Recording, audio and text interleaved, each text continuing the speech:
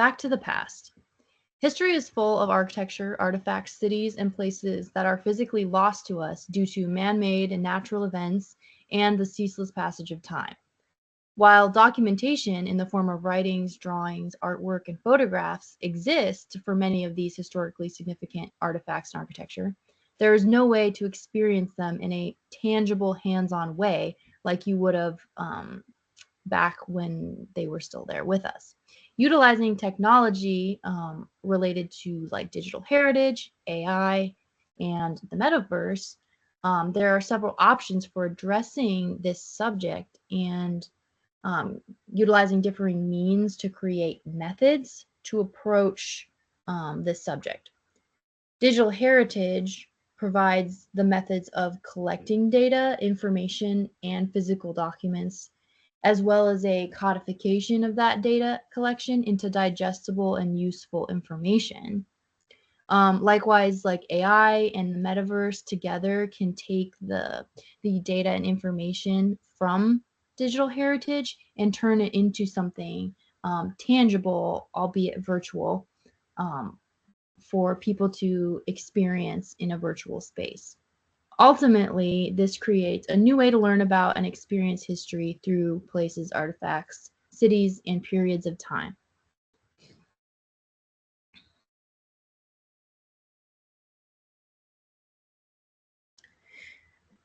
Combining digital heritage and the multiplayer metaverse, we are trying to document and create digital and virtual experiences of places and objects that have historical significance, and specifically those that are no longer able to be experienced in person.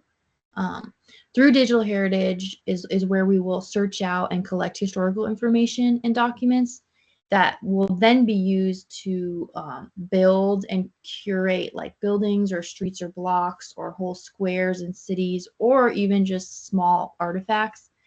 And then those will be taken into AI and the metaverse and sort of digested into spaces that people can actually inhabit and experience.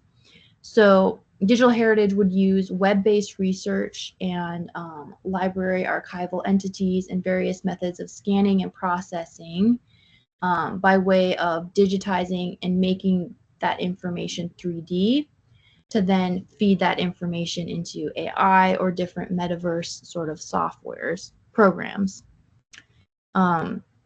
The metaverse and then AI is what will generate the space for people to experience these historically significant places, etc., that can no longer be experienced in the flesh.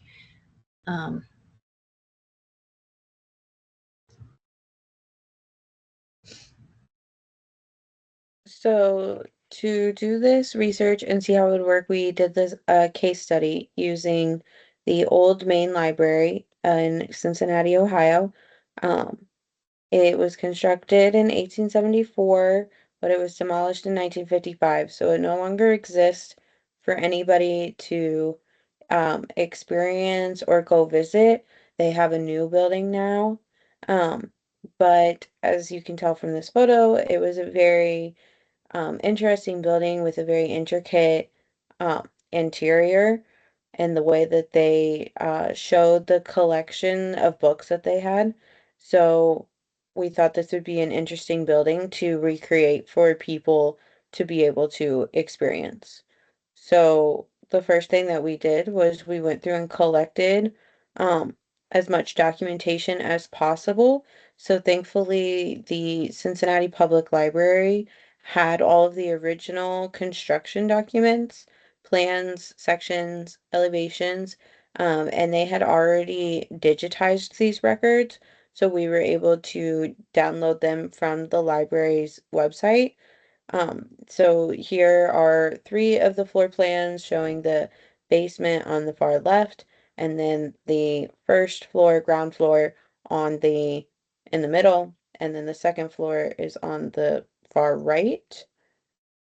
And then we have two more plans, so that would be the third floor and then the fourth floor, which shows a lot of the glass roof that is over the main stacks area. And then on the far right, we have a long longitudinal section to show how the floors interacted with each other, and then also that main stack space over on the far right of that drawing. And then we found a couple more partial sections, cutting short ways through the building, along with the corresponding elevations. And then on the far right is actually a combination of a section and elevation, cutting through the small little um, Connector. portal way between the two main parts of the building. Mhm. And then we also gathered all of these photographs that we were able to find online. There was a lot of documentation of the public library, both interiorly, and then there were some exterior photos and street views as well. So this is kind of a collage of a lot of the photos that we found. And then this is also another section of a lot of interior photographs we found a lot of these ones pertaining to the main space where all of the stacks were, so where all of the books were kept, and people could go and access them. And the space was really unique to us because um, the stacks there wasn't like a floor through the whole main space, like stacking the floors. Only the books were stacked. So you kind of go out on almost like scaffolding to go and access all these different bookshelves. So we thought it was a really unique area to recreate since there are likely a lot of people that don't know about it, but it also is a bigger part of Cincinnati's history and heritage, so we wanted to recreate something that was here local to us to start. Mhm. So to start this process is with digital heritage. The first part of that is collecting all of the original documents, which are all of the documents that I just showed previously, plans, sections, elevations, and any reference photos that can be found. And then from all of the original documents, those are used to generate 3D models. So there are a few ways that you can generate these models. The current method, one of them is to trace all of the documents and then build a model using the BIM software such as SketchUp and Rhino and other softwares like Revit. Um, Another possible way to create this model would be using an AI tool. A current one is Tripo 3D. So we tested using that one as well. And then there were some issues with both methods that I will discuss later. So this led to a proposed method that doesn't yet exist, um, that would help us generate a 3D model more efficiently and also hopefully more accurately. So the first method would be to bring in all of the documents into a BIM software. For this part, we used Rhino. So I brought all of the documents into Rhino and I stacked all of the plans on top of each other according to the section drawing that I have placed next to it. Um, and then just traced on top of all of the plans, all of the cutouts. Um, and this so then those were stacked on top of each other so that way then we could just extrude that line work up to create the 3D model. The only drawback to doing it this way is it is time consuming, but then also with the reference photos, there's not a really good way to integrate those reference photos. You would just have to look at the photo and then model those interior pieces yourself to the best of your ability, which may not make it as accurate as it could be. Another way would be to use Tripo 3D.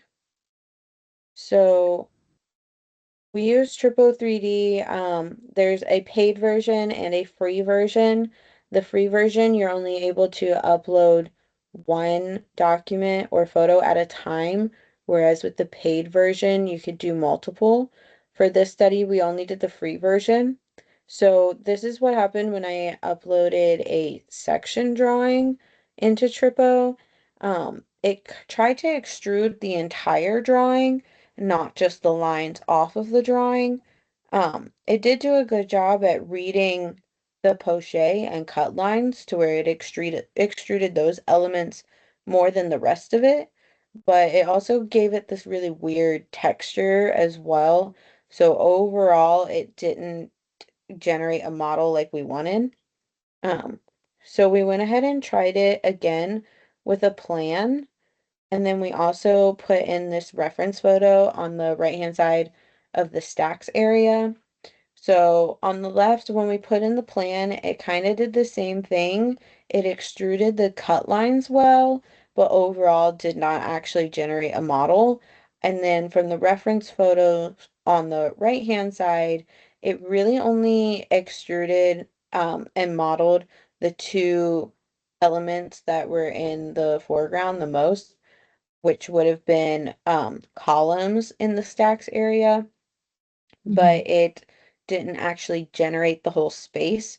I think there was just too much information in the photos for the AI to actually understand it and read it well to fully model the whole space. Yes, and I think after the results of the photograph that we imported into Tripo 3D, we thought that there could be another way to go about this, which would be like using all the photographs and sort of photoshopping each element on its own and importing it into Tripo that way to sort of build 3D elements separately to then um, combine later on into one full model or a partial model. So it would require a lot of like Adobe Photoshop use and then a lot of patient piecing together these parts and pieces that Tripo generated. Yeah, so again, that another drawback of this process would be, again, that it would be very time consuming. It's not the most efficient way to do this.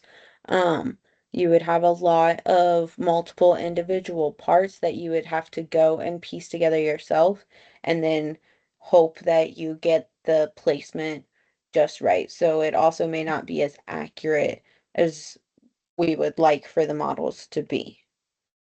So with that in mind, we have this proposed method of a new AI program that could help us get the model that we want.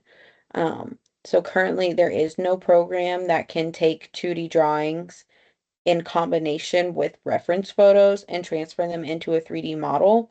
Most programs right now do one or the other. So some programs can take the like photos and create a 3D model based off of the photo. Most programs actually need multiple photos and they need them in sequence to be able to generate a model. But since our these places no longer exist in history, we're not going to actually be able to do photos in sequence. We're going to only have at our disposal whatever photos were actually taken from the time that the building or place or artifact actually existed before it was ruined. So, we think that a program that could take photos out of sequence and then combine that with the architectural drawings, like plans and sections, it could then use those combined to create a more accurate 3D model. So some there are a couple programs that are in the research and development phase. So two of those are Rent 3D and Plantascene, and those have had some promising results during their experiments. So if these projects were to become a reality, and become a program that is accessible to everyone, then our project could actually become a lot more feasible and would allow for the 3D models to be created in a more efficient manner and a more accurate manner. So, Rent 3D, that's the one that is on the top.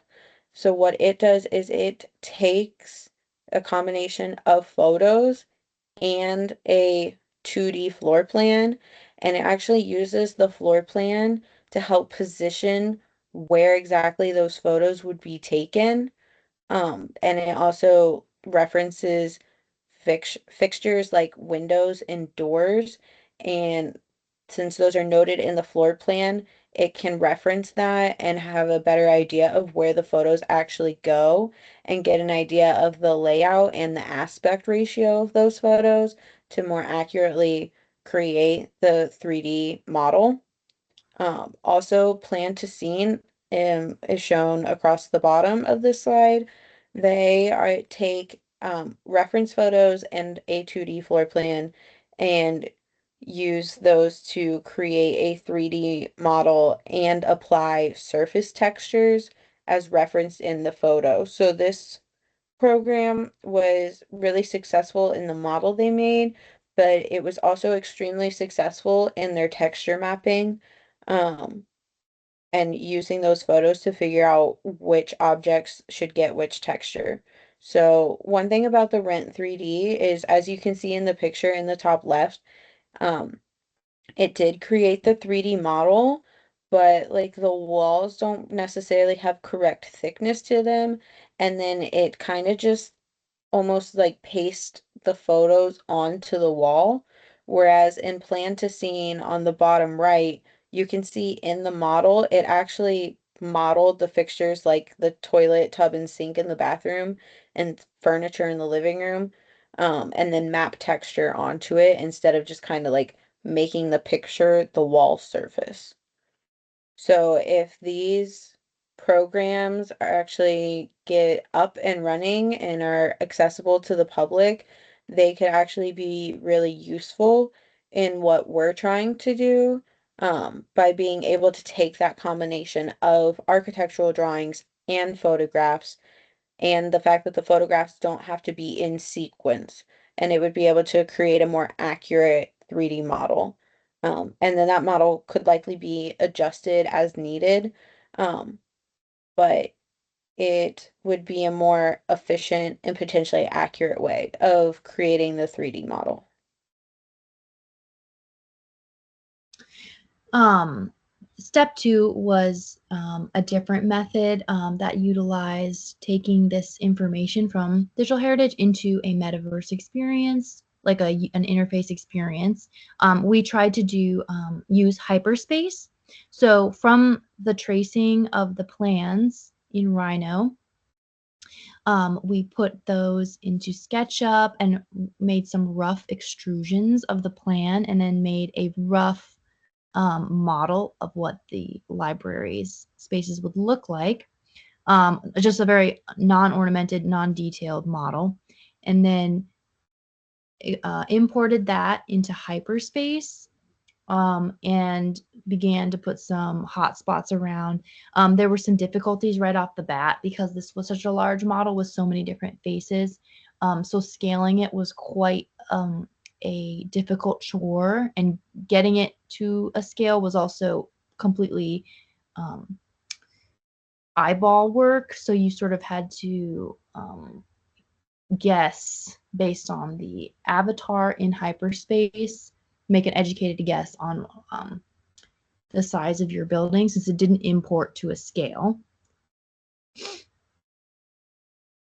And then furthermore, there were some issues with like the transparency of the materials. Hyperspace wasn't reading the materials that were assigned to it in SketchUp, so it remained this white, sort of transparent, cloudy color. And then again, because it was so large and such a large, so many faces on this large model, that the program was quite slow, and it was really difficult to sort of pan around and be able to place hotspots in a way that was that made sense to work through the building.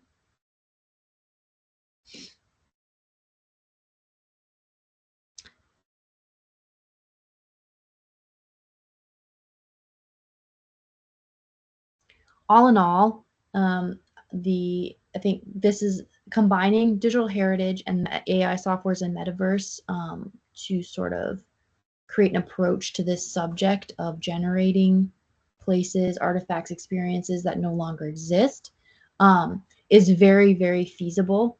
Um, some of the options that we provided, like Rent 2D, are obviously much more realistic than what we were able to try out ourselves in like a free setting. But overall, this is something that is definitely feasible in the near future.